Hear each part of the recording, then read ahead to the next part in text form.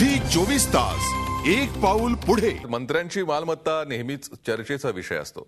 जनतेलाही ती जाणून घेण्यात विशेष रस असतो आणि त्यामुळे बिहार सरकारने आपल्या सर्व मंत्र्यांची मालमत्ता थेट वेबसाईटवर जाहीर केली आहे। महाराष्ट्रात मात्र राज्य सरकारने मंत्र्यांची मालमत्ता वेबसाईटवर टाकण्यास नकार दिलाय। स्वच्छ प्रतिमेसाठी ओळखल्या जाणाऱ्या मुख्यमंत्र्यांनी हा निर्णय घेण्यास का विरोध दर्शवला हे कोड मात्र उलगडत नाही। याचाच हा विशेष रिपोर्ट।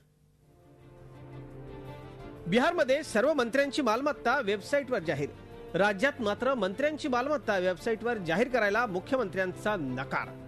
पारदर्शक कारभारासाठी ओळखल्या जाणाऱ्या मुख्यमंत्र्यांचा नकार कशासाठी? राज्य कारभारात पारदर्शकता आणण्यासाठी बिहार सरकारचा कित्ता गिरवायला आपलं महाराष्ट्र सरकार तयार नाही।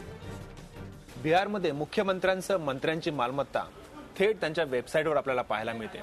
ही आहे बिहार सरकारची वेबसाईट आणि या वेबसाईटच्या होम पेजला गेल्यानंतर declaration of assets by ministers या कॉलममध्ये क्लिक केलं की आपल्याला थेट मुख्यमंत्र्यांसह सर्वच मंत्र्यांच्या मालमत्तेची सविस्तर माहिती या ठिकाणी मिळते। जे बिहारमध्ये घडलं ते महाराष्ट्रात का घडत नाही हा खरा प्रश्न आहे, कारण बिहारप्रमाणे मालमत्ता वेबसाईटवर प्रसिद्ध करायला सरकारने नकार दिलाय। मात्र मालमत्ता प्रसिद्ध न करता केवळ मालमत्ता जाहीर केलेल्या मंत्र्यांची नावं वेबसाईटवर प्रसिद्ध करण्याची तुटपुंजी तयारी मुख्यमंत्री आणि सरकारने दाखवली आहे। मुख्यमंत्र्यांनी बिहार सरकारप्रमाणे ती माहिती सरकारी वेबसाईट टाकण्यासाठी नकार दिलेला आहे। त्यांचं असं म्हणणं आहे फक्त त्यांची नावं आपण प्रसिद्ध करावीत। स्वच्छ कारभारासाठी ओळखल्या जाणाऱ्या पृथ्वीराज चव्हाण यांनी 2010 साली एक आदेश काढला। या आदेशानुसार दरवर्षी सर्व मंत्र्यांना आपल्या मालमत्तेची माहिती बंद लिफाफ्यात सरकारकडे देणं बंधनकारक करण्यात आलंय। मात्र हा आदेशही अनेक मंत्र्यांनी धुडकावल्याचंच दिसतंय। राज्य मंत्रिमंडळात मुख्यमंत्र्यांसह 39 मंत्री आहेत। यापैकी 2011 साली 16 जणांनी आपल्या मालमत्तेची माहिती सरकारकडे दिली।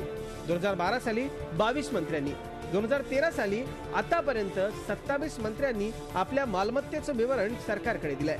मात्र या मंत्र्यांची मालमत्ता वेबसाईटवर टाकण्यासाठी सरकारला नेमकी अडचण काय आहे हे अजूनही गुलदस्त्यातच आहे।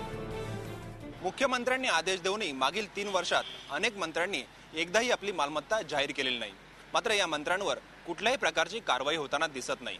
राज्याचे आणि मंत्रिमंडळाचे प्रमुख म्हणून मुख्यमंत्री या मंत्र्यांवर अंकुश ठेवायला कमी पडतात की काय असा प्रश्न त्यामुळे उपस्थित होतोय।